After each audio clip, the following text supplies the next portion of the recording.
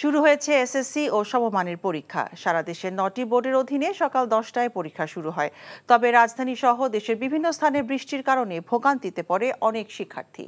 পরীক্ষার 30 মিনিট আগে কেন্দ্রে প্রবেশ করতে না পারলে শিক্ষার্থীদের রোল নোট করায় ক্ষোভ জানিয়েছেন অভিভাবক ও শিক্ষার্থীরা। বৃষ্টিতে ভোগান্তিতে কোনো কেন্দ্রে দেরিতে পরীক্ষা শুরু হলে সময় সমন্বয়ের কথা জানায় ঢাকা বোর্ড। মেজবা হাসানের রিপোর্ট। বেজেছে পরীক্ষার শুরুর ঘণ্টা, তখনও চোখে মুখে উৎকণ্ঠা নিয়ে কেন্দ্রে ছুটছেন শিক্ষার্থীরা।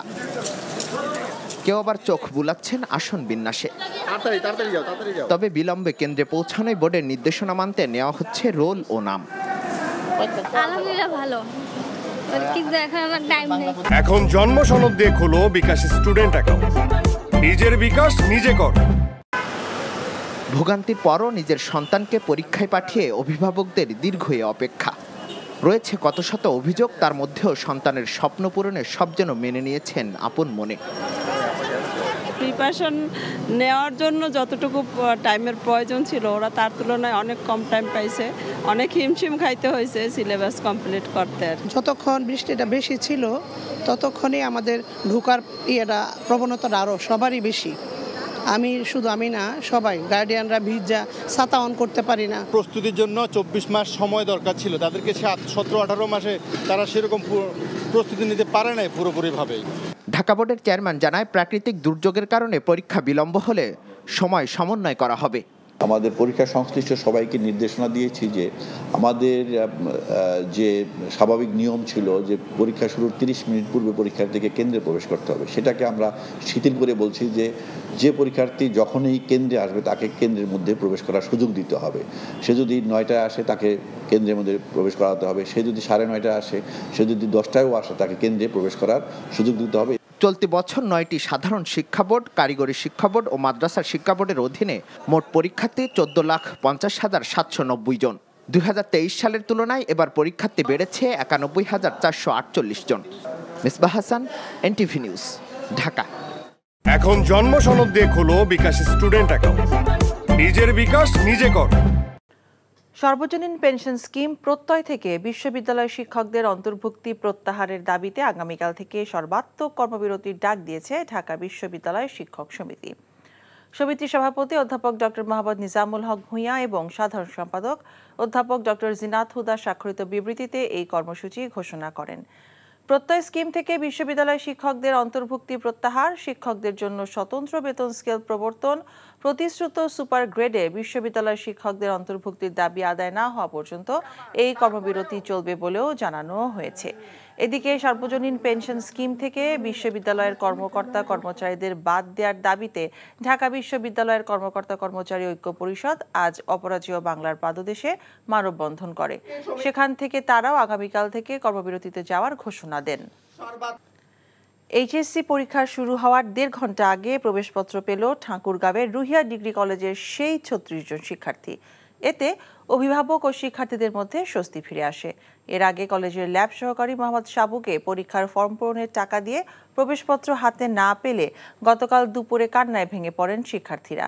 পরে কলেজের সামনে সড়ক অবরোধ করে আগুন জ্বালিয়ে বিক্ষোভ প্রদর্শন করে পরীক্ষার্থীরা। এই সময় দোষী ব্যক্তির দৃষ্টান্তমূলক শাস্তির দাবি করেন তারা।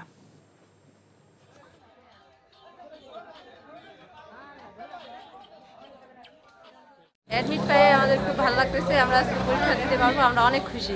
10টার দিকে আমাদের পরীক্ষা, 10টার আগে আমরা অ্যাডমিট পাইছি হাতে। 25টা অ্যাডমিট পেয়েছি রাত 11টার দিকে। আজকে সকালে ওই অ্যাডমিটগুলো বাচ্চাদের হাতে তুলে দেওয়া হয়েছে। আর প্রথম বর্ষের যে শিক্ষার্থীগুলো ওদের পরীক্ষার্থী বিকাল 2টায়, তো ওই জন্য ওদেরকে 1টার দিকে দেওয়া হবে অ্যাডমিটগুলো। আর দ্বিতীয় বর্ষের পরীক্ষা এখন যেহেতু ওদেরকে অ্যাডমিট আমরা মোটামুটি তুলে দিয়েছি যারা আসছে। অধিনায়ক হিসেবে টি-20 বিশ্বকাপের শিরোপা উঁচিয়ে ধরেই সংক্ষিপ্ত ফরম্যাটকে বিদায় নিলেন রোহিত শর্মা। ভারতের এই ওপেনার বললেন, দীর্ঘদিনের পরিশ্রমের ফল এটি। ওয়েস্ট ইন্ডিজের বার্বাডোস থেকে বর্ষণ কবির জানাচ্ছেন আরেকটি রিপোর্টে। 17 বছর পর টি-20 বিশ্বকাপে হাত দিল ভারত। রোহিত শর্মা অধিনায়কত্বের শেষ মেয়াদে এসে তার পূর্ণতা দিলেন একটা ট্রফি জয়ের মধ্য দিয়ে। একই সঙ্গে কোচ হিসেবে রাহুল দ্রাবিড়ের শেষ অ্যাসাইনমেন্টটাও একদমই স্বপ্নের মতো। How desperately I wanted to win this. গত 3-4 বছর ধরে যে পরিস্থিতির মধ্যে দিয়ে গিয়েছি তা এক কথায় বলে বোঝাতে পারবো না। সত্যি বলতে দলের প্রত্যেকেই প্রচুর পরিশ্রম করেছে, তাই এই জয় একটা দিনের নয়, দীর্ঘদিন পরিশ্রম করেছি, তারই ফল পেলাম। Stats and all of that. Baton এখন হার্দিক পান্ডিয়ার হাতে, রোহিত শর্মার হাত থেকে সেটা চলে গেছে তার কাছে। ভারত এখন তাকিয়ে আছে এই চ্যাম্পিয়ন হওয়ার পর সামনে দর্শন Kabir, NTV news, Bangladesh, West Indies. বড় ধরনের কোনো পরিবর্তন ছাড়াই পাশ পেয়েছে আগামী অর্থ বছরের বাজেট। দুপুরে সংসদে নির্দিষ্টকরণ বিল 2024 সর্বসম্মতিক্রমে পাশের মধ্য দিয়ে 2024-25 অর্থ বছরের জন্য 7,97,000 কোটি টাকার বাজেট পাশ হলো।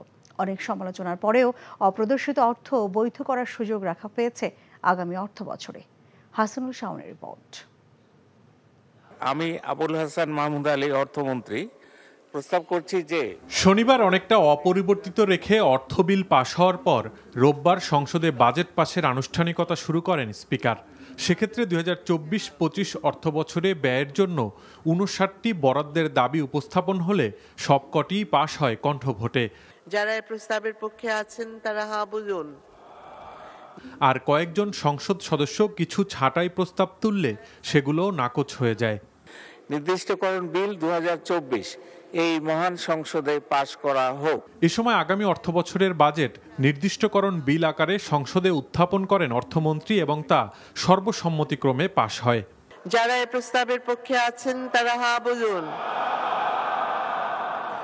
যারা এই প্রস্তাবের বিপক্ষে আছেন তারা না বুঝুন। হা জয়যুক্ত হয়েছে, হা জয়যুক্ত হয়েছে, হা জয়যুক্ত হয়েছে। অতএব নির্দিষ্টকরণ বিল 2024 সংসদে সর্বসম্মতিক্রমে পাশ হলো। পাশ হওয়া 7,97,000 কোটি টাকার বাজেটে ঘাটতি থাকছে 2,56,000 কোটি টাকা। আগামী অর্থ বছরে মূল্যস্ফীতি 6.5% আটকে রাখার পরিকল্পনা নিয়েছে সরকার, আর জিডিপি প্রবৃদ্ধির লক্ষ্যমাত্রা ধরা হয়েছে 6.75%। এছাড়াও অনেক সমালোচনার পরেও 15% কর দিয়ে বিনা প্রশ্নে অপ্রদর্শিত অর্থ বৈধ করার সুযোগ রাখা হয়েছে আগামী অর্থ বছরে। অর্থমন্ত্রী আবুল হাসান মাহমুদ আলীর দেয়া প্রথম বাজেট 1 জুলাই সোমবার থেকে কার্যকর হবে। Hasanul Shaon, NTV news, Dhaka. বন্যার ক্ষত ঘুঁচতে না ঘুঁচতেই আগামী কয়েকদিন সিলেট বিভাগে ভারী বৃষ্টিপাতে সিলেট ও সুনামগঞ্জে ফের বন্যার আশঙ্কা করা হচ্ছে। এই অবস্থায় আতঙ্কিত বানভাসীরা। পানি উন্নয়ন বোর্ড বলছে, ভারী বৃষ্টিপাতে আগামী কয়েকদিন সুরমা, কুশিয়ারা, জাদুকাটা সহ বিভিন্ন নদ নদী ও হাওরের পানি বিপদসীমা অতিক্রম করে প্লাবিত হতে পারে সিলেট ও সুনামগঞ্জের নিচু এলাকা। এদিকে গত 17 জুন থেকে সৃষ্ট সার্বিক বন্যা পরিস্থিতির উন্নতি হলেও সিলেট বিভাগের অনেক এলাকা থেকে ধীর গতিতে নামছে পানি। সুনামগঞ্জ সদর উপজেলার লক্ষণশ্রী ইউনিয়ন এবং জগন্নাথপুর, দিরাই ও শাল্লা উপজেলার হাওর এলাকা এবং সিলেটের কয়েক উপজেলায় এখনও পানিবন্দী অসংখ্য মানুষ। আশ্রয়কেন্দ্র থেকেও এখনও বাড়িতে ফিরতে পারেনি অনেকে। পর্যাপ্ত ত্রাণ সহায়তা না পাওয়ার অভিযোগ তাদের। ঘর দরজা খান তুফানেও নিচে কি ভাঙ্গি আর অনেও পানি একেবারে সারা ঘর খান ভাঙ্গি লিছে আমার। স্কুল ঘরে থাকতে আমরা খাইছি, আল্লাহর গলিম বা চেয়ারম্যানে দিছন খাইছি। এখন বাড়িতে আইছি, অসহারে আমরা বেজায় যাই আর কি। এদিকে আগামী 5 জুলাই পর্যন্ত বৃষ্টিপাত অব্যাহত থাকবে। কোথাও ভারী ও কোথাও অতি ভারী বৃষ্টিপাতের আশঙ্কা করছে আবহাওয়াবিদ মোহাম্মদ মনোয়ার হোসেন। দক্ষিণ পশ্চিম মৌসুমী বায়ু সক্রিয় রয়েছে এবং উত্তর বঙ্গোপসাগরে এটা প্রবল আকারে থাকার ফলে আমাদের সেখানে সঞ্চারণশীল মেঘমালা সৃষ্টি হয়েছে এবং সেটা আস্তে আস্তে আমাদের দিকে আসছে এবং সেখানে কিন্তু আমাদের বায়ুচাপের বেশ তারতম্য রয়েছে। এই সব কিছুর ফলে সারা বাংলাদেশে বৃষ্টিপাত হচ্ছে, ভারী থেকে অতি ভারী, এবং এটি আগামী 72 ঘন্টা এরকম অব্যাহত থাকবে। শুধু তাই নয়, আমরা এখন যে দেখছি তাতে এটা আগামী 5 এবং 6 তারিখ পর্যন্ত কিন্তু এই ধরনের বৃষ্টিপাত হওয়ার সম্ভাবনা আছে। এবারে বন্যাতেও সড়ক, ব্রিজ ও কালভার্টের ব্যাপক ক্ষতিতে চরম দুর্ভোগে সুনামগঞ্জবাসী। এখনও অনেক সড়কে পানি থাকায় জানা যায়নি ক্ষয়ক্ষতির সঠিক পরিমাণ। তবে ইতিমধ্যে 150 কিলোমিটারের বেশি সড়কের ক্ষতির কথা জানিয়েছে এলজিইডি ও সড়ক বিভাগ, যা নির্মাণ করতে প্রয়োজন 700 কোটি টাকা। সুনামগঞ্জ থেকে দেওয়ান গিয়াস চৌধুরী পাঠানো রিপোর্ট। 2022 সালের ভয়াবহ বন্যা, এরপরও উজানের ঢল, ভারী বৃষ্টিপাতে একের পর এক বন্যা। সুনামগঞ্জের সড়ক, মহাসড়ক, কালভার্ট, ব্রিজের ব্যাপক ক্ষয়ক্ষতি। চলতি বন্যাতেও বেড়েছে ক্ষতির পরিধি। বানভাসীদের অভিযোগ, সঠিকভাবে মেরামত কাজ না করায় দুর্ভোগ পিছু ছাড়ে না তাদের। বাঙ্গার কারণে যে মানুষের কষ্ট, নারী, শিশু, ছাত্র আছে মনে ৩,০০০ ছাত্র, এরা ভাড়াইতে পারে না, যাতায়াতের লাগে হাটালি বাজার আইতে পারে না। রাস্তাঘাটের অবস্থান আপনারা তো দেখলা যে দুর্যোগ বা এই যাতায়াতের আমরা বিরাট সমস্যা করে। প্রতি বছর আমরা রাস্তাঘাটের ক্ষতি হইলে আমরা বুঝছি রাস্তার কাজ হয়, ওইলে পুরা কাজ আমরা পাই না। ভেসে উঠছে ক্ষত। ইতিমধ্যে ভেঙে গেছে ১৪০ থেকে ১৬০ কিলোমিটার সড়ক। পানি নেমে গেলে এই ক্ষতির পরিমাণ আরও বাড়ার আশঙ্কা সংশ্লিষ্টদের। ১৪০ থেকে ১৬০ কিলোমিটার রাস্তা ক্ষতিগ্রস্ত হয়েছে বলে প্রাথমিকভাবে আমরা ধারণা করতেছি। তবে এর পূর্ণ অ্যানালিসিসটা আরও পেতে আমাদের ১ সপ্তাহ সময় লাগবে। ইতিপূর্বে আমি আমার প্রধান প্রকৌশলী মহাশয়ের সাথে আলাপ করছি। উনি ২০২২-এর ফ্লাডের যে প্রজেক্টটি আছে সেটি রিভিশন করে উক্ত রাস্তাগুলি মেরামত করার একটা উদ্যোগ গ্রহণ করবেন বলে আমাকে আশ্বস্ত করেছেন। বন্যার পানি নেমে যাওয়ার পর দ্রুত সড়ক ও ব্রিজের মেরামত চান দুর্গতরা। NTV news desk. বর্ষায় টানা বৃষ্টিতে পাহাড় ধসে জানমালের ক্ষতি আর তীব্র জলাবদ্ধতার আশঙ্কায় চট্টগ্রামবাসী। জানমালের ক্ষতি এড়াতে নানা উদ্যোগ নিয়েও সুফল পাওয়া যায় না। পাহাড়ের ঝুঁকিপূর্ণ এলাকায় বসবাসকারীরা বলেন তাদের যাবার কোনো জায়গা নেই। চট্টগ্রাম থেকে আরও জানাচ্ছেন শামসুল হক হায়দরি, ক্যামেরায় ছিলেন এনামুল হক। বৃষ্টি শুরু হলে দুশ্চিন্তায় পড়েন চট্টগ্রাম শহরের বেশিরভাগ মানুষ। একদিকে তীব্র জলাবদ্ধতা, অন্যদিকে পাহাড় ধসের ঘটনা। সরকারের হিসাব মতে মহানগরের ২৬টি পাহাড়ে অবৈধভাবে বাস করে অন্তত ৬,৫০০-এর বেশি পরিবার। বর্ষা মৌসুমে ক্ষয়ক্ষতি এড়াতে দফায় দফায় চলে অভিযান। গত কয়েকদিনের টানা বর্ষণের ফলে পাহাড় ধসের সম্ভাবনা রয়েছে। তারপরও পরিস্থিতির উন্নতি হয় না। বসবাসকারীরা বলেন তাদের যাবার মতো জায়গা নেই। আমরা যদি বাড়িঘর থাকতো তাহলে আমরা এখানে থাকতাম না। বর্ষাকাল হলে আমাদের এখানে পানি ওঠে, আমরা থাকতে পারি না। আর সেটা আর কি, আমরা যে অনেক বছর এখানে বাস করি। ২০০৭ সালের ১১ জুন পাহাড় ধসের পৃথক ঘটনায় চট্টগ্রামে একদিনেই মারা গিয়েছিল ১২২ জন মানুষ। ঝুঁকিপূর্ণ এলাকায় বসবাসকারীদের সরিয়ে দিতে অভিযান শেষে আবারও তারা ফিরে আসে আগের স্থানে। এমন সমস্যার সমাধানে আইনের কঠোর প্রয়োগের উপর গুরুত্ব দেন এই নগর পরিকল্পনাবিদ। গাছপালা কেটে পাহাড়গুলোকে একেবারেই গাছপালা শূন্য করে ফেলা হয়েছে, এগুলো প্রতিটা পাহাড়ের ঝুঁকির মধ্যে আছে, বিপদের মধ্যে আছে। আইনের প্রয়োগটা নিশ্চিত করা দরকার, মোট কথা, তাহলে সব সমস্যার সমাধান হয়ে যাবে। ঝুঁকিপূর্ণ স্থানে বসবাসকারীদের পুনর্বাসনের পাশাপাশি নতুন করে যাতে কেউ সেসব এলাকায় আসতে না পারে সে ব্যাপারে ব্যবস্থা নেয়ার পরামর্শ দেন বিশিষ্টজনেরা। শামসুল হক হায়দরি, এনটিভি নিউজ, চট্টগ্রাম। নারায়ণগঞ্জের ফতুল্লার কাশীপুরে আলোচিত আওয়ামী লীগ নেতা সুরুজ মিয়া হত্যাকাণ্ডের মূল আসামি সহ এজাহারভুক্ত ৪ আসামিকে গ্রেফতার করেছে র্যাব। গ্রেফতারকৃতরা হলেন প্রধান আসামি আলাউদ্দিন ওরফে হীরা, আলামিন, রাসেল ও সানি। দুপুরে CEO lieutenant colonel Tanvir Mahmud Pasha জানান, র্যাবের একটি দল গতরাতে নারায়ণগঞ্জ সদরের সৈয়দপুর থেকে সুরুজ মিয়া হত্যাকাণ্ডের প্রধান আসামি আলাউদ্দিন ওরফে হীরাকে গ্রেফতার করে। পরবর্তীতে তার দেয়া তথ্য মতে অপর ৩ আসামিকে গাজীপুরের কালিয়াকৈর থানার রতনপুর এলাকা থেকে গ্রেফতার করা হয়।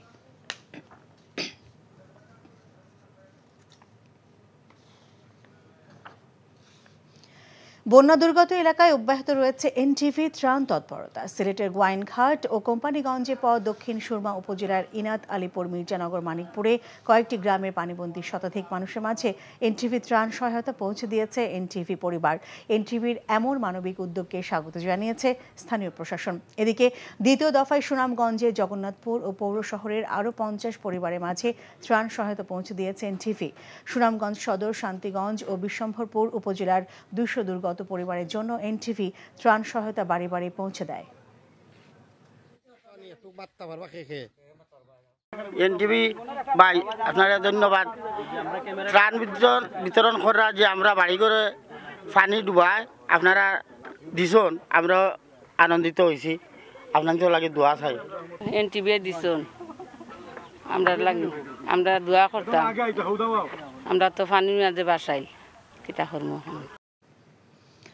কুমিল্লা সিটি কর্পোরেশনে 2024-25 অর্থ বছরে বাজেট ঘোষণা করা হয়েছে। এবছর প্রস্তাবিত বাজেটের পরিমাণ 1,044,50,30,000 টাকা।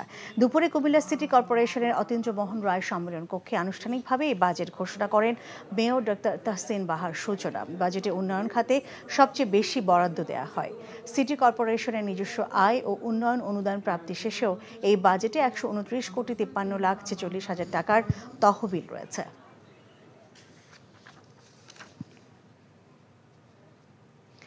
ঝিনাইদহের শৈলকুপায় নির্বাচন পরবর্তী সহিংসতায় প্রতিপক্ষের বাড়িঘরে হামলা চালিয়ে ভাঙচুর ও লুটপাট করার অভিযোগ উঠেছে। এলাকাবাসী জানায় আধিপত্য বিস্তার নিয়ে শৈলকুপা উপজেলার নিত্যানন্দপুর ইউনিয়নের চেয়ারম্যান মফিজ উদ্দিন ও একই ইউনিয়নের সাবেক চেয়ারম্যান ফারুক হোসেনের সমর্থকদের মধ্যে বিরোধ চলে আসছিল। এর জেরে গতরাতে শেখরা গ্রামের মফিজের সমর্থকদের বাড়িতে হামলা চালিয়ে ভাঙচুর ও লুটপাট করে ফারুকের সমর্থকরা। খবর পেয়ে পুলিশ গিয়ে পরিস্থিতি নিয়ন্ত্রণে আনে। এই ঘটনার পর এলাকায় উত্তেজনা বিরাজ করছে। The Parliament today passed Taka 7,97,000 crore national budget for the 2024-2025 fiscal year with the aim of achieving 6.75% GDP growth rate and keeping annual inflation at around 6%. The budget passed keeping the provision of whitening black money with paying taxes. Finance Minister Abul Hassan Mahmood Ali placed the Appropriations Bill 2024 seeking a budgetary allocation of Taka 12,41,000 crore which was passed by voice votes. The Parliament passed the Finance Bill 2024 with some minor changes. Earlier, the opposition Jatiya Party and independent MPs today raised allegations of widespread corruption in the education system in Parliament. They said that there are various irregularities, corruption and discrimination in the education system. The Dhaka University Teachers Association has announced the suspension of classes and examinations of all departments of the university for an indefinite period, demanding the withdrawal of the new universal pension scheme, Prottoi. The strike will be observed until the demands for the withdrawal of the inclusion of university teachers from discriminatory certification schemes, introduction of individual pay scales for teachers, and inclusion of university teachers in the promised supergrade are fulfilled, according to a press statement issued by the association on Sunday. Teachers across the country have been calling for the withdrawal of the Prottoi scheme for newly recruited university employees.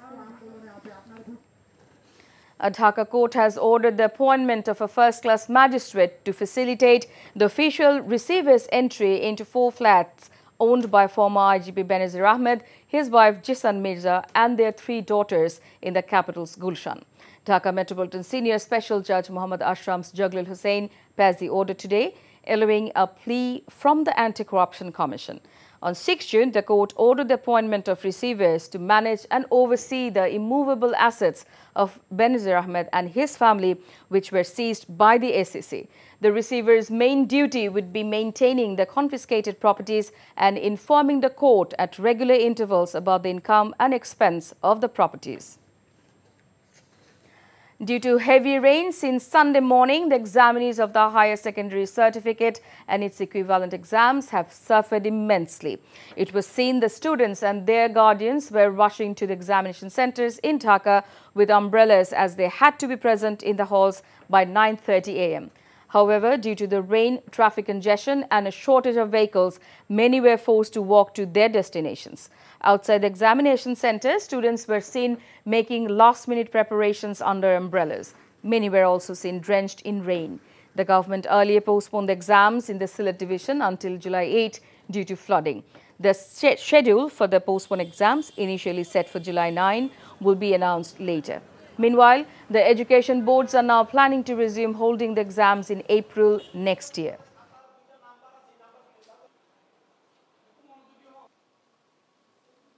যতক্ষণ বৃষ্টিটা বেশি ছিল ততক্ষণই আমাদের ঢোকার প্রবণতাটা আরও সবারই বেশি।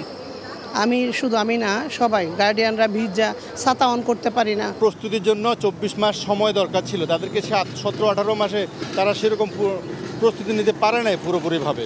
আমাদের পরীক্ষা সংশ্লিষ্ট সবাইকে নির্দেশনা দিয়েছি যে আমাদের যে স্বাভাবিক নিয়ম ছিল যে পরীক্ষা শুরুর 30 মিনিট পূর্বে পরীক্ষার্থীকে কেন্দ্রে প্রবেশ করতে হবে, সেটাকে আমরা শিথিল করে বলছি যে পরীক্ষার্থী যখনই কেন্দ্রে আসবে তাকে কেন্দ্রের মধ্যে প্রবেশ করার সুযোগ দিতে হবে। সে যদি 9টায় আসে তাকে কেন্দ্রের মধ্যে প্রবেশ করাতে হবে, সে যদি 9:30 আসে, সে যদি 10টায়ও আসে তাকে কেন্দ্রে প্রবেশ করার সুযোগ দিতে হবে। Former MP and BNP Executive Committee member Nadim Mustafa passed away in a hospital in the capital today. He was 58. He suffered a heart attack in the morning and was immediately taken to a Dhaka hospital. The BNP leader is survived by his wife, a son, a daughter and a host of relatives and well-wishers to mourn his death. BNP Secretary General Mirza Fakhrul Islam Alamgir visited the hospital and spoke with the bereaved family members. Nadim was elected MP from the Rajshahi 4 seat as a BNP candidate in 1996 and 2001. আলোচিত রাজস্ব কর্মকর্তা মতিউর রহমান ও তার স্ত্রী সন্তানদের নামে জায়গা জমির তথ্য চেয়ে ঢাকা সহ দেশের বিভিন্ন জেলা উপজেলার সাব রেজিস্ট্রি অফিসে চিঠি দিয়েছে দুর্নীতি দমন কমিশন দুদক। এছাড়া আরেক এনবিআর কর্মকর্তা কাজী ফয়সালের বিরুদ্ধেও অবৈধ সম্পদ অর্জনের প্রমাণ পেয়ে আদালতে তুলে ধরেছে সংস্থাটি। কাজী ফয়সালকে বগুড়ায় বদলি করা হয়েছে। এদিকে পুলিশের সাবেক আইজি বেনজির আহমেদের স্ত্রী ও কন্যাদের নামে থাকা গুলশানের 4টি ফ্ল্যাটের তালা খুলতে ম্যাজিস্ট্রেট নিয়োগ দিয়েছে আদালত। মিজান রহমানের রিপোর্ট। রোববার জাতীয় রাজস্ব বোর্ডের কর্মকর্তা মতিউর রহমান ও তার পরিবারের সদস্যদের নামে জমিজমার তথ্য চেয়ে ভূমি অফিসে চিঠি পাঠিয়েছে দুদক। দেশের মূলধারার বিভিন্ন গণমাধ্যমে মতিউর রহমান ও তার পরিবারের সদস্যদের নামে থাকা বিপুল সম্পদের তথ্য বেরিয়ে আসে। এখন পর্যন্ত তার 2 স্ত্রী, সন্তান, ভাই বোন সহ নিকটজনদের নামে 6 জেলায় জমি, ফ্ল্যাট, শিল্প প্রতিষ্ঠান, রিসোর্ট সহ নানা সম্পত্তির খোঁজ পাওয়া গেছে। আলোচিত এই কর্মকর্তা ও তার স্বজনদের নামে থাকা এখন পর্যন্ত 65 বিঘা জমি, 8টি ফ্ল্যাট, 2টি রিসোর্ট ও পিকনিক স্পট এবং 2টি শিল্প প্রতিষ্ঠানের তথ্য পাওয়া গেছে। এর মধ্যে সবচেয়ে বেশি সম্পত্তি তার প্রথম স্ত্রী লায়লা কানিজের নামে। তার নামে প্রায় 28 বিঘা জমি ও 5টি ফ্ল্যাট রয়েছে। এর মধ্যে ঢাকার মিরপুরে একটি ভবনেই রয়েছে 4টি ফ্ল্যাট। কলেজ শিক্ষক লায়লা কানিজ বর্তমানে নরসিংদীর রায়পুরা উপজেলা পরিষদের চেয়ারম্যান এবং জেলা আওয়ামী লীগের ত্রাণ ও সমাজ কল্যাণ বিষয়ক সম্পাদক। এছাড়া এনবিআরের প্রথম সচিব কাজী আবু মাহমুদ ফয়সাল ও তার পরিবারের সদস্যদের নামে একাধিক প্লট ও ফ্ল্যাটের সন্ধান পেয়েছে দুর্নীতি দমন কমিশন। পাশাপাশি তার পরিবারের সদস্যদের নামে 700টি অ্যাকাউন্ট খুলে সেগুলোর মাধ্যমে অবৈধ আয়ের অর্থ লেনদেনের তথ্য পায় দুদক।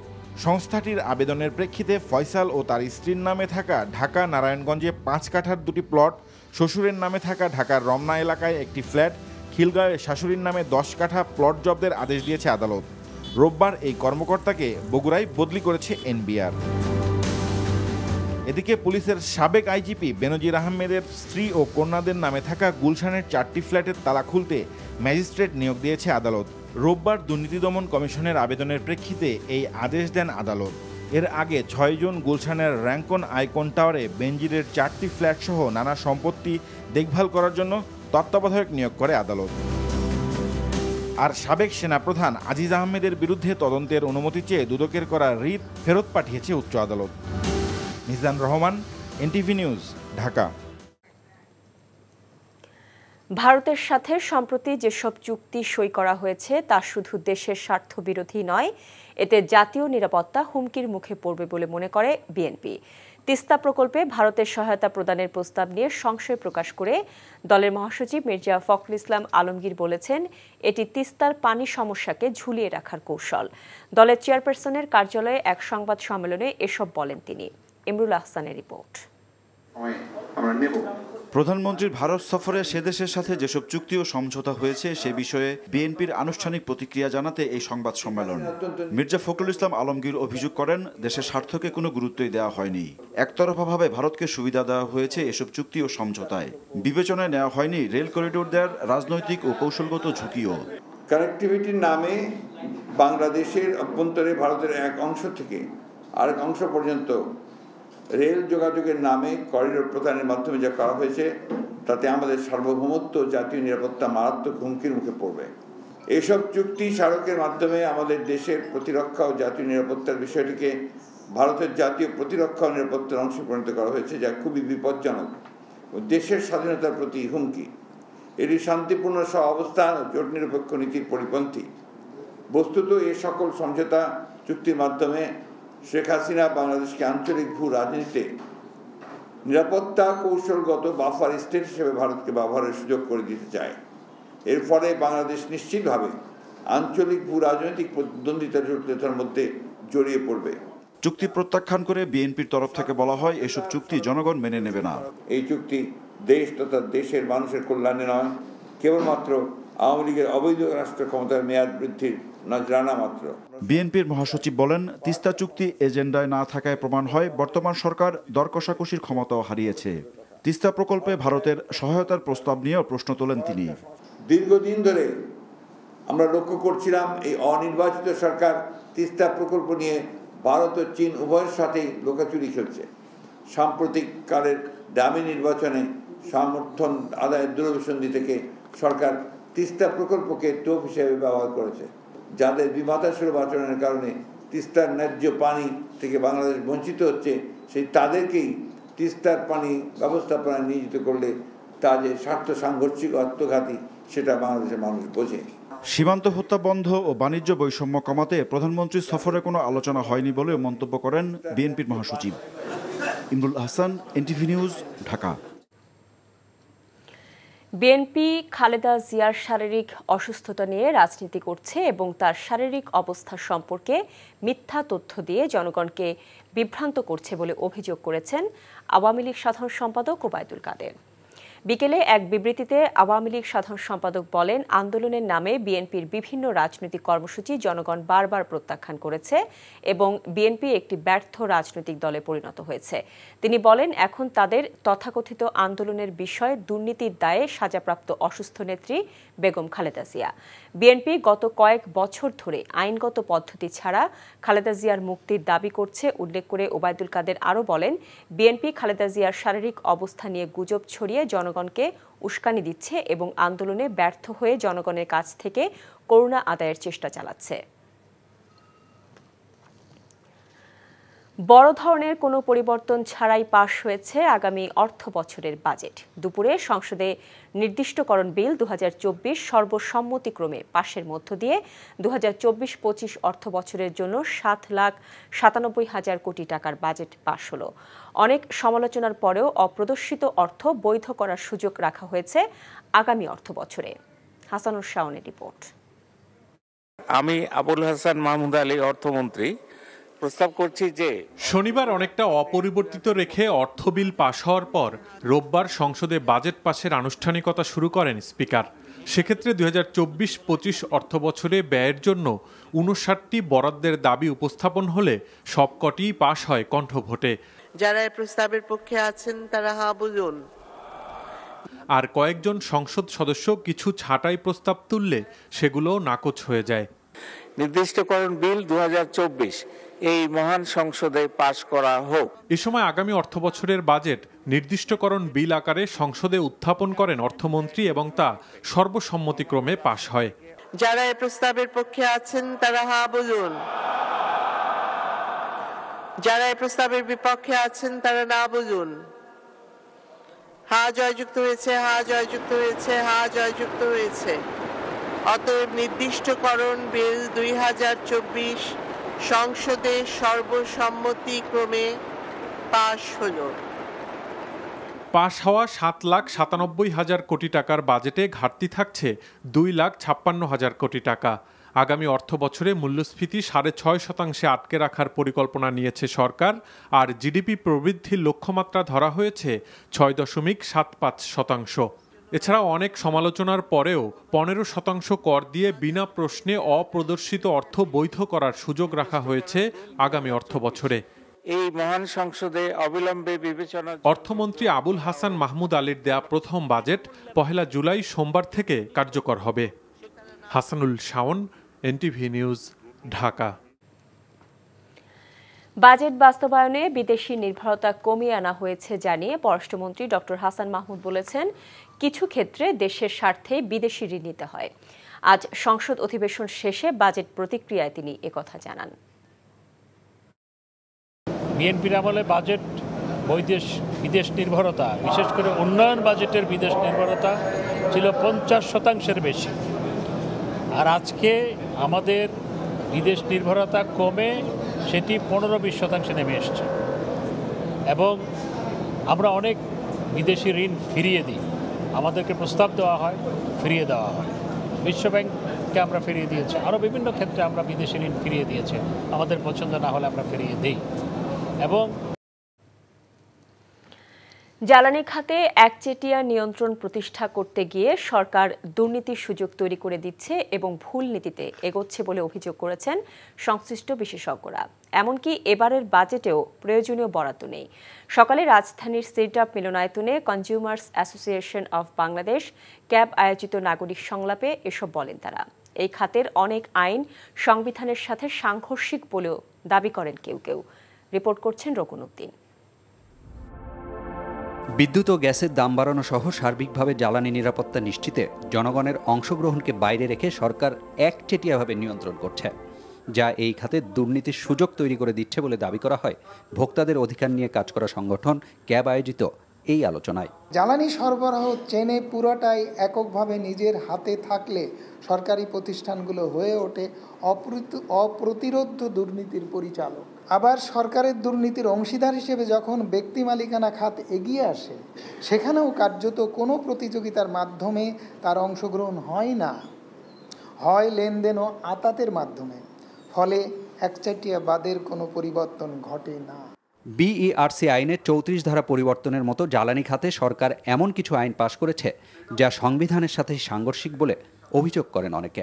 সরকারই যদি সবকিছু করে, সরকার যদি আইন ভঙ্গ করে এবং তারা পরবর্তীতে আমাদের এই বারবার এই যে বিষয়গুলোকে যখন চ্যালেঞ্জ করছি, আইনটাকেই পরিবর্তন করলো। ওদের উচিত ছিল হচ্ছে সরকারের ইন্টারফিয়ারেন্সটা বন্ধ করা।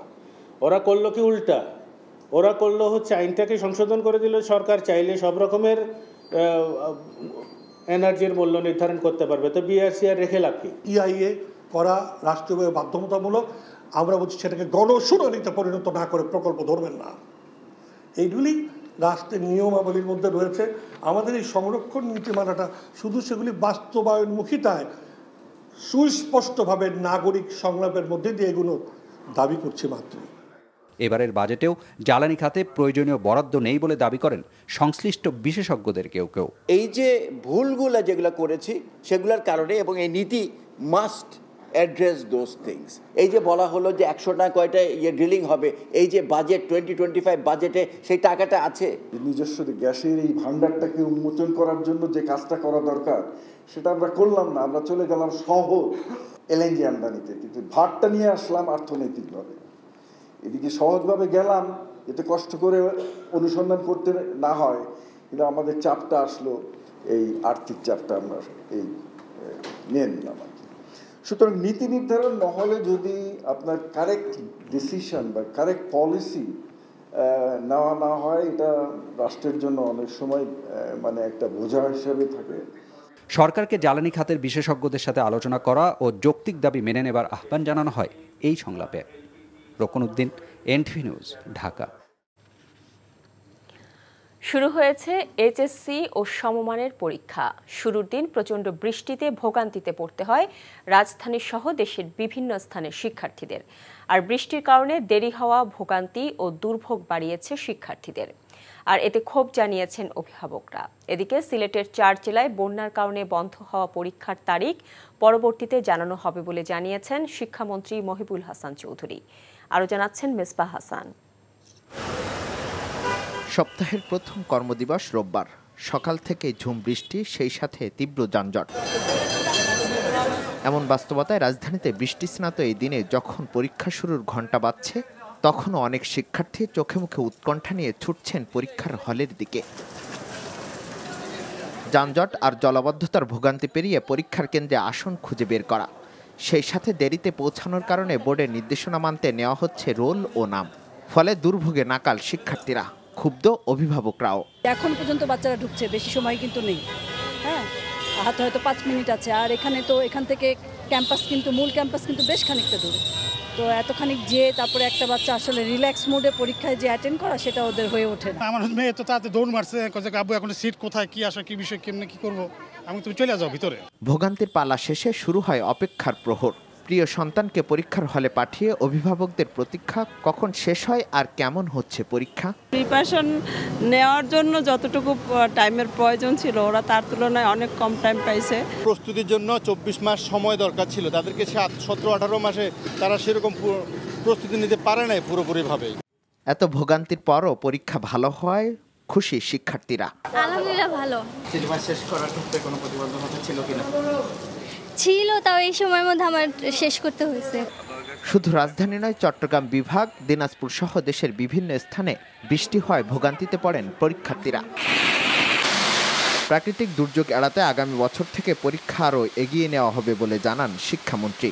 এই বছর সময়ের অনেক আগেই কিছু কিছু জায়গায় বন্যা আমরা দেখতে পেয়েছি, সেটা আসলে সাধারণত এই সময়ের মধ্যে হয়ে থাকে না। তবে আমাদের আবহাওয়া বিজ্ঞানও বলেছেন যে উত্তরাঞ্চলে যে বন্যা পরিস্থিতি যেটা হয় সেটা আবার দক্ষিণাঞ্চলে গিয়ে আবার বছরের মধ্যবর্তী বা আগস্ট মাসে গিয়ে সেটা আবার বেড়ে যাওয়ার সম্ভাবনা থাকে। সেই সমস্ত বিষয় বিবেচনায় যেহেতু আমাদের পরীক্ষা আগামী বছর থেকে আরো সামনে নিয়ে আসতে হবে এবং শুষ্ক মৌসুমে যতটুকু সম্ভব শুষ্ক মৌসুমেই আমরা সেই পরীক্ষাগুলো নেওয়ার প্রচেষ্টা চালিয়ে যাচ্ছি। চলতি বছর 9টি সাধারণ শিক্ষা বোর্ড, কারিগরি শিক্ষা বোর্ড ও মাদ্রাসা শিক্ষা বোর্ডের অধীনে মোট পরীক্ষার্থী 14,50,790 জন, যা গেল বছরের তুলনায় 91,448 জন বেশি। Misbah Hasan, NTV news, Dhaka. সর্বজনীন পেনশন স্কিম প্রত্যয় থেকে বিশ্ববিদ্যালয় শিক্ষকদের অন্তর্ভুক্তি প্রত্যাহারের দাবিতে কাল থেকে অনির্দিষ্টকালের জন্য সর্বাত্মক কর্মবিরতির ডাক দিয়েছে দেশের সব পাবলিক বিশ্ববিদ্যালয়ের শিক্ষক সমিতি। আর শিক্ষামন্ত্রী বলেছেন, বিশ্ববিদ্যালয়ের অচলাবস্থা তৈরি হলে পরিস্থিতি পর্যবেক্ষণ করে ব্যবস্থা নেওয়া হবে। বিকেলে রাজধানীতে এক সংবাদ সম্মেলনে তিনি একথা বলেন। নূর হোসেনের রিপোর্ট। সর্বজনীন পেনশনের প্রত্যয় স্কিম থেকে পাবলিক বিশ্ববিদ্যালয় শিক্ষকদের অন্তর্ভুক্তি প্রত্যাহারের দাবিতে ঢাকা বিশ্ববিদ্যালয়ের কলাভবনের মূল ফটকে সংবাদ সম্মেলন করে সোমবার থেকে সব বিশ্ববিদ্যালয় সর্বাত্মক কর্মবিরতি পালনের ঘোষণা দেয় বাংলাদেশ বিশ্ববিদ্যালয় শিক্ষক সমিতি ফেডারেশন। প্রত্যয় স্কিম প্রত্যাহার, আমাদের স্বতন্ত্র বেতন স্কেল এবং আমাদের শিক্ষকদেরকে সুপার গ্রেড, যেটা 2015 সালে জাতীয় বেতন স্কেলে আমাদের সুপার গ্রেড দেওয়ার কথা ছিল, সেই সুপার গ্রেডটি আমরা অদ্যাবধি পাই নাই। এই তিনটি দাবি নিয়েই আমরা অনড় অবস্থানে আছি। আমাদের দাবি আদায় না হওয়া পর্যন্ত আমরা আমাদের আন্দোলন চালিয়ে যাব। একই দাবিতে বিশ্ববিদ্যালয়ের অপরাজেয় বাংলার পাদদেশে মানববন্ধন করে কর্মবিরতির ঘোষণা দেন ঢাকা বিশ্ববিদ্যালয়ের কর্মকর্তা ও কর্মচারীরা। আমরা একমত হয়েছি সমিতির নেতৃবৃন্দ যে আগামীকাল থেকে আমাদের সর্বাত্মক কর্মবিরতি চলবে পরবর্তী নির্দেশ না দেওয়া পর্যন্ত। এদিকে রাজধানীতে এইচএসসি পরীক্ষা নিয়ে শিক্ষামন্ত্রীর সংবাদ সম্মেলনে বিশ্ববিদ্যালয়ের অচল অবস্থা নিয়ে শিক্ষামন্ত্রীর কাছে প্রশ্ন ছিল সাংবাদিকদের। মন্ত্রী বলেন, পেনশনের সিদ্ধান্ত শিক্ষা মন্ত্রণালয়ের নয়। তো সেক্ষেত্রে বিশ্ববিদ্যালয়ের জন্য আলাদা কিছু করতে হলে কিন্তু সেইভাবে করে অর্থ মন্ত্রণালয়ের সাথে আলোচনা করে একটা আলাদা উপায় বের করতে হবে। কিন্তু যেই সিদ্ধান্তটা বর্তমানে বিদ্যমান আছে সেটা আসলে শুধু বিশ্ববিদ্যালয়ের জন্য নয়, সকলের জন্যই প্রযোজ্য।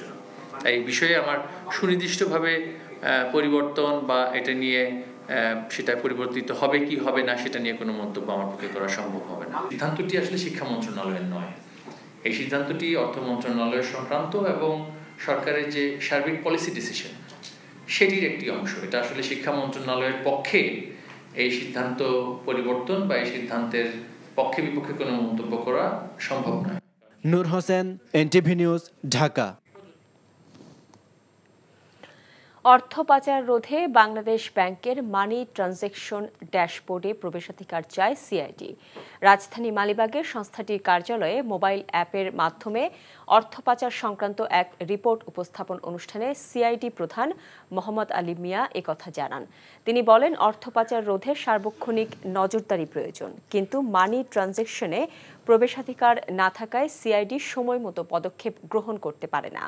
অনলাইন জুয়ার জন্য দেশে বিশেষ কোনো আইন না থাকায় জুয়ারিরা পার পেয়ে যাচ্ছে উল্লেখ করে তিনি দ্রুত এ সংক্রান্ত আইন প্রণয়নের দাবি জানান। দেশে 6,000-এর বেশি অনলাইন জুয়ারি গ্রুপ রয়েছে জানিয়ে সিআইডি প্রধান বলেন, এর মাধ্যমে কত টাকা পাচার হচ্ছে তার কোনো হিসেব নেই। হোলি আর্টিজান জঙ্গি হামলা মামলায় হাইকোর্টের দেয়া রায়ের সার্টিফাইড কপি পাওয়া গেলেই উচ্চ আদালতে আপিল করার বিষয়ে সিদ্ধান্ত নেওয়া হবে বলে জানিয়েছেন অ্যাটর্নি জেনারেল AM আমিনুদ্দিন। আজ তার কার্যালয়ে সাংবাদিকদের তিনি একথা জানান। আমাদের মহামান্য হাইকোর্ট বিভাগ সেই মৃত্যুদণ্ডাদেশ পরিবর্তন করে তাদেরকে আমৃত্যু জেলে রাখার নির্দেশ দিয়েছেন। তাদের জেলে থাকতে হবে তার আমৃত্যু।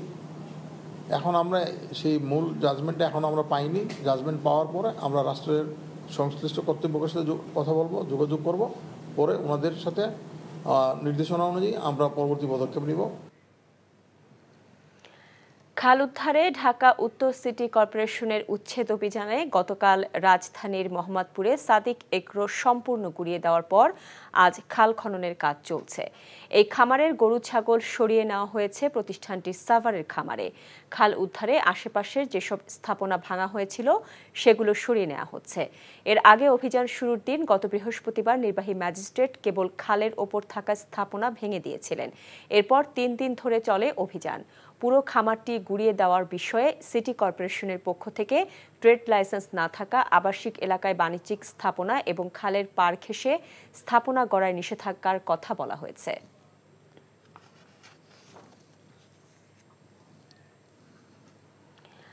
মোবাইল ফোনে কথা বলার সময় কল ড্রপ নিয়ে 1 জুলাই থেকে মোবাইল অপারেটরদের বিরুদ্ধে অ্যাকশনে যাওয়া হবে বলে জানিয়েছেন ডাক, টেলিযোগাযোগ ও তথ্য প্রযুক্তি বিষয়ক প্রতিমন্ত্রী জুনায়েদ আহমেদ পলক। আজ টেলিযোগাযোগ নিয়ন্ত্রণ সংস্থা BTRC-তে মোবাইল অপারেটরদের সেবার মান সংক্রান্ত এক বৈঠকে একথা জানান তিনি। একই সাথে কল ড্রপ হলে গ্রাহকদের ক্ষতিপূরণ দিতে মোবাইল ফোন অপারেটরদের বাধ্য করা হবে বলেও তিনি জানান। এছাড়া আগামী অক্টোবরের মধ্যে দেশের বিমানবন্দর, সমুদ্র বন্দর ও গুরুত্বপূর্ণ বাণিজ্যিক অঞ্চলে গ্রাহকদের 5G সেবা দিতে 4টি মোবাইল অপারেটরদের নির্দেশনা দেওয়া হয়েছে বলেও জানান জুনায়েদ আহমেদ পলক। আমরা কিন্তু আপনাদের কাছ থেকে সেবাটাও বুঝে নিতে চাই, যেন আমাদের এই 18 কোটি মানুষের দেশ, 19 কোটি সিম কার্ড ব্যবহারকারীর দেশ, 13 কোটি ইন্টারনেট ব্যবহারকারী দেশ, যেখানে 12 কোটি ইন্টারনেট ব্যবহারকারী আপনাদের মোবাইল নেটওয়ার্কের উপর নির্ভরশীল, সেই জায়গাতে যেন আমরা আমাদের থেকে যারা এগিয়ে আছে সেই দেশগুলোর সাথে আমরা কিন্তু তুলনা করে আমাদের সেবা মানটা বাড়াতে চাই। এবারের বন্যাতেও সড়ক, ব্রিজ ও কালভার্টের ব্যাপক ক্ষতিতে চরম দুর্ভোগে সুনামগঞ্জবাসী। এখনও অনেক সড়কে পানি থাকায় জানা যায়নি ক্ষয়ক্ষতির সঠিক পরিমাণ। তবে ইতিমধ্যে 150 কিলোমিটারের বেশি সড়কে ক্ষতির কথা জানিয়েছে LGAD ও সড়ক বিভাগ, যা নির্মাণ করতে প্রয়োজন 700 কোটি টাকা। সুনামগঞ্জ থেকে দেওয়ান গিয়াস চৌধুরীর পাঠানো রিপোর্ট। 2022 সালের ভয়াবহ বন্যা, এরপরও উজানের ঢল, ভারী বৃষ্টিপাতে একের পর এক বন্যা। সুনামগঞ্জের সড়ক, মহাসড়ক, কালভার্ট, ব্রিজের ব্যাপক ক্ষয়ক্ষতি। চলতি বন্যাতেও বেড়েছে ক্ষতির পরিধি। বানভাসীদের অভিযোগ, সঠিকভাবে মেরামত কাজ না করায় দুর্ভোগ পিছু ছাড়ে না তাদের। বাঙ্গার কারণে যে মানুষের কষ্ট, নারী, শিশু, ছাত্র আছে মনে হয় 3,000 ছাত্র, এরা ভাড়াইতে পারে না, যাতায়াতের লাগে হাটালি বাজার আইতে পারে না। রাস্তাঘাটের অবস্থান আপনারা তো দেখলাম যে দুর্যোগ বা এই যাতায়াতের আমরা বিরাট সমস্যা করে। প্রতি বছর আমরা রাস্তাঘাটের ক্ষতি হইলে আমরা রাস্তার কাজ হয়, ওইলে পুরা কাজ আমরা পাই না। ভেসে উঠছে ক্ষত। ইতিমধ্যে ভেঙে গেছে 140 থেকে 160 কিলোমিটার সড়ক। পানি নেমে গেলে এই ক্ষতির পরিমাণ আরো বাড়ার আশঙ্কা সংশ্লিষ্টদের। 140 থেকে 160 কিলোমিটার রাস্তা ক্ষতিগ্রস্ত হয়েছে বলে প্রাথমিকভাবে আমরা ধারণা করতেছি। তবে এই পূর্ণ অ্যানালিসিসটা আরও পেতে আমাদের 1 সপ্তাহ সময় লাগবে। ইতিপূর্বে আমি আমার প্রধান প্রকৌশলী মহাশয়ের সাথে আলাপ করছি। উনি 2022-এর ফ্লাডের যে প্রজেক্টটি আছে সেটি রিভিশন করে উক্ত রাস্তাগুলি মেরামত করার একটা উদ্যোগ গ্রহণ করবেন বলে আমাকে আশ্বস্ত করেছিলেন। বন্যার পানি নেমে যাওয়ার পর দ্রুত সড়ক ও ব্রিজের মেরামত চান দুর্গতরা। NTV news desk. এদিকে আগামী 5 জুলাই পর্যন্ত বৃষ্টিপাত অব্যাহত থাকবে। কোথাও ভারী, কোথাও অতি ভারী বৃষ্টিপাতের আশঙ্কা করছে আবহাওয়াবিদ মোহাম্মদ মনোয়ার হোসেন।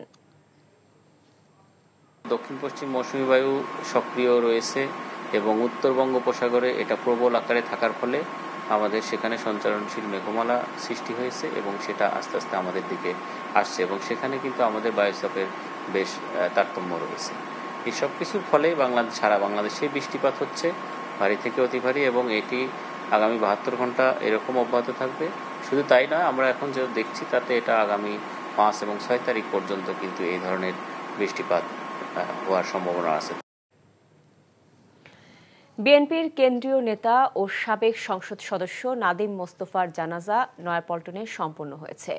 আজ আসরের নামাজের পর দলের নয়াপল্টনের কেন্দ্রীয় কার্যালয়ের সামনে অনুষ্ঠিত জানাজায় বিএনপির সিনিয়র যুগ্ম মহাসচিব রুহুল কবির রিজভী সহ বিভিন্ন পর্যায়ের নেতাকর্মীরা অংশ নেন। জানাজার শেষে মরহুমের আত্মার মাগফিরাত কামনা করে দোয়া করা হয়। এরপর দলের পক্ষ থেকে তার কফিনে শ্রদ্ধা জানানো হয়।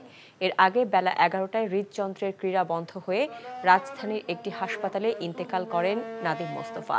আগামীকাল রাজশাহীর দুর্গাপুর ও পুঠিয়ায় পৃথক দুটি এবং বাদজোহর রাজশাহী মহানগরের আরেকটি জানাজা শেষে পারিবারিক কবরস্থানে তাকে দাফন করা হবে।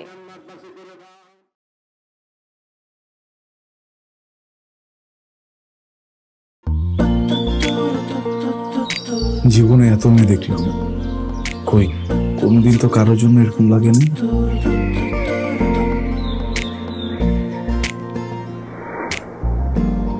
কে এটা? এত মায়া। কেমন আছেন আঙ্কেল? কোন দিক দিয়ে দেখে আমার আঙ্কেল মনে হয়? আরে আপনি আমার মামার ফ্রেন্ড না? কোন মামার ফ্রেন্ড? শামীম মামা। শামীম মামা। আস্তাগফিরুল্লাহ। কি করছিস তুই? না আমার ভাগ্নি মায়া। আমি নাই মামা। Thank you uncle. এই আগে জানলে আমি জীবনও স্বামীর সাথে মিশতাম না।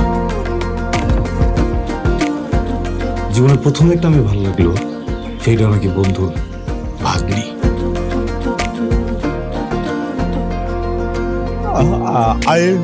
I love you. এভাবে শুরু হোক আমাদের গল্পটা। আপনি আমার মামার বন্ধু, মানে আপনি আমার মামা। মামা জানি কোথাকার। এই ফুলটা নিয়ে যাও। এভাবে শুরু হোক আমাদের গল্পটা।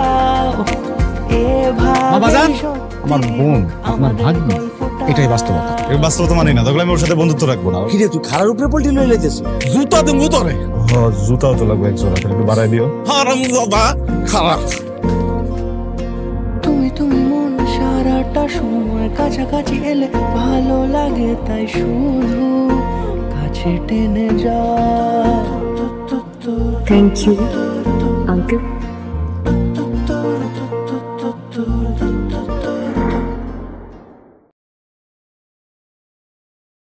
এখন জন্ম সনদ দিয়ে খোলো বিকাশ স্টুডেন্ট অ্যাকাউন্ট। নিজের বিকাশ নিজে কর।